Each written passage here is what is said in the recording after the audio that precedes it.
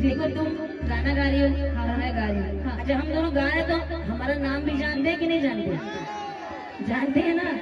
अच्छा बता दीजिए एक बार क्या हुआ? अम्बे गुप्ता और अंजलि गुप्ता। भाई गाने सर्च कर लेना यूट्यूब में और थोड़ा सब्सक्राइब भी मार देना। बिल्कुल।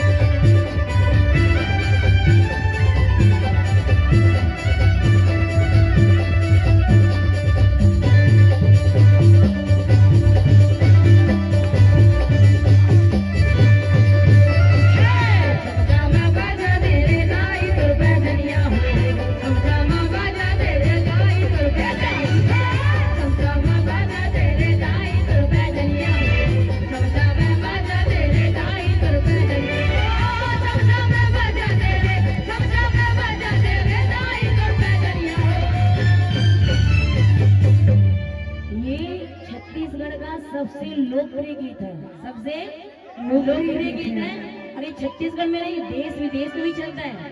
और जब तक जागरण में हम मान के पथरी ना हो वो जागरण बंद नहीं होता है। एक बार आप लोग ऐसे बैठे हैं भाई, उठाइए हाथ बिल्कुल सीधे। जिन्हें महामाई ने हाथ दिए हाथ उठा ले भाई, उठा लीजिए मेरी माताएं बहनें भी। मैम आप लोग भी थोड़ा सा सपोर्ट करेंगे। दीदी आप लोग आ जाइए, माता रानी उठाइए हाथ मेरे को ऐसे। बिल्कुल जिस दरबार में बैठे हुए हैं उस दरबार में दोनों हाथों को खोलकर मीठे मीठे